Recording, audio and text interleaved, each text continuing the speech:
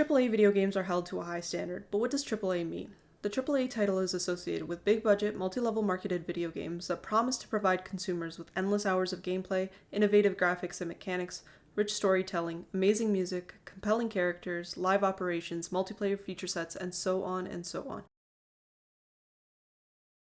With budgets that can be as high as $200 million. And that number comes from an IDG report which observes that while 5 years ago most AAA console/PC releases had development budgets between 50 to 150 million, games that are greenlit today with potential release in 2024 to 2025 are being approved for development budgets of 200 million or higher. The hope is that publishers and developers will deliver on this promise, but more often than not, they don't. Many AAA games are unplayable upon release, fail to meet expectations, or they're simply a rehash of what has been done tons of times before, but somehow worse. Despite the noticeable decline in quality of AAA titles, there are games that do hold this high standard, and for this video, I'll be focusing on From Software's Sekiro: Shadows Die Twice.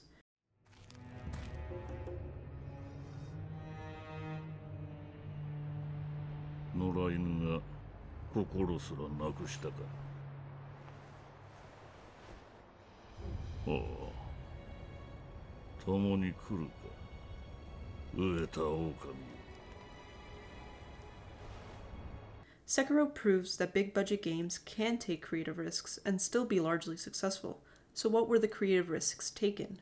First, it's an original title. Second, it's high difficulty. Third, it's deviation from the Soulsborne formula. Before we get into that, I want to consider Sekiro as a success. IGN rated it a 9.5. It has a 90 score on Metacritic. The game was well received by players. With that, it crossed the 10 million sales threshold back in 2023, and it won Game of the Year in 2019, so we can assume that the game did well. Franchises have become extremely popular, not only in business, but in the video game industry as well. Ridiculously high budgets force game developers to play it safe. This is potentially why franchises like Call of Duty, Assassin's Creed, Far Cry and the like keep making games rather than putting out new and fresh games. Sequels almost always guarantee profit. With this in mind, Sean Michael Lewis published an article about franchising, and though this is business related, I find that it still applies, and he specifically mentions a key benefit of it is the ability to expand your business rapidly without taking on substantial debt or diluting equity. Franchises, along with sequels, have the advantage of reusing many of their assets, which cut costs.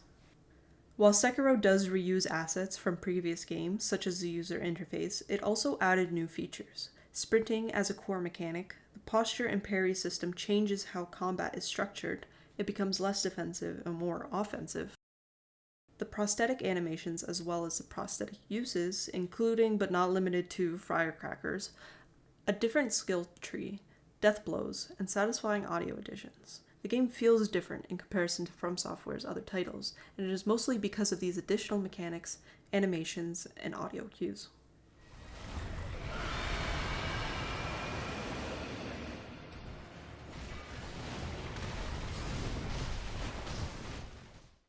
The game begins with a simple choice: keeping Kuro's charm or giving it back.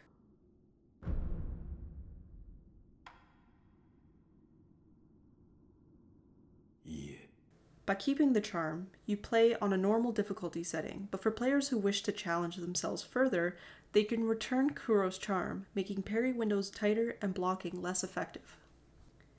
That doesn't mean the normal difficulty is easy. In fact, it's one of From Software's most difficult games. However, challenging gameplay can be extremely rewarding and therefore fun. In Flow, The Psychology of Optimal Experience, the author writes that challenges are by no means confined to competitive or to physical activities. They are necessary to provide enjoyment, even in situations where one would not expect them to be relevant. While easy gameplay can be boring and lacking in immersion, challenging gameplay can be fun and rewarding as long as it is fair. Is Sekiro fair? Or is it as unforgiving as many people claim? The game can be punishing if you're not willing to learn. In fact, the game may be impossible to play if you're not willing to understand the parry and posture system. But with all skills and knowledge, it must be learned, and Sekiro rewards learning with some of the most satisfying and cinematic in-game fight scenes.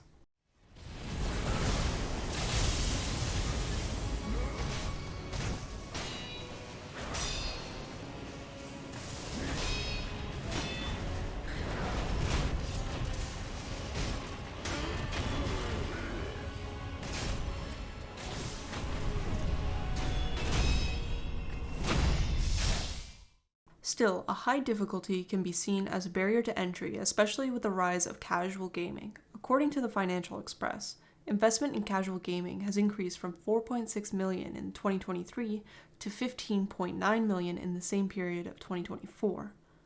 An increased investment means that there is a demand for it, but Sekiro's combat is far from casual.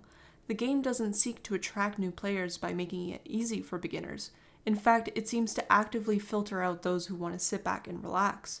This circles back to the idea that difficult games do provide enjoyment, and Sekiro has found its place among people who appreciate this concept.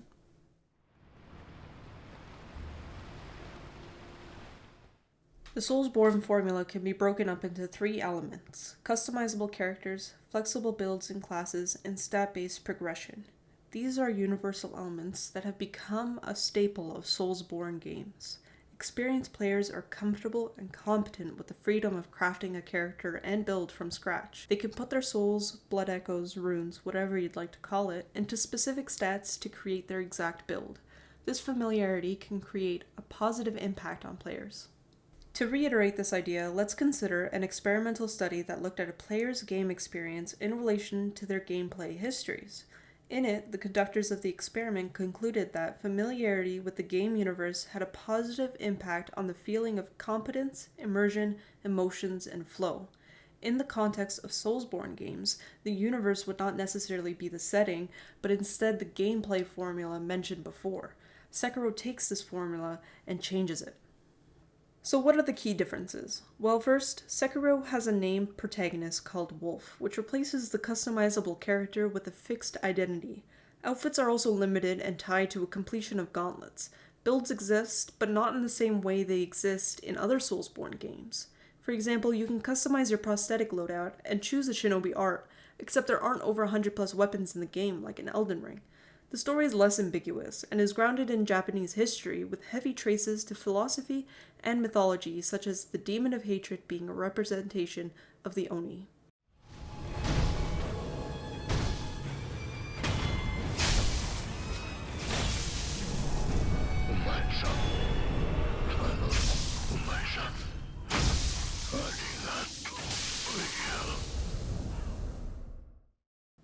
This diversion or depart from the Soulsborne formula may have alienated From Software's pre-existing fanbase, which is certainly a risk studios should try to avoid.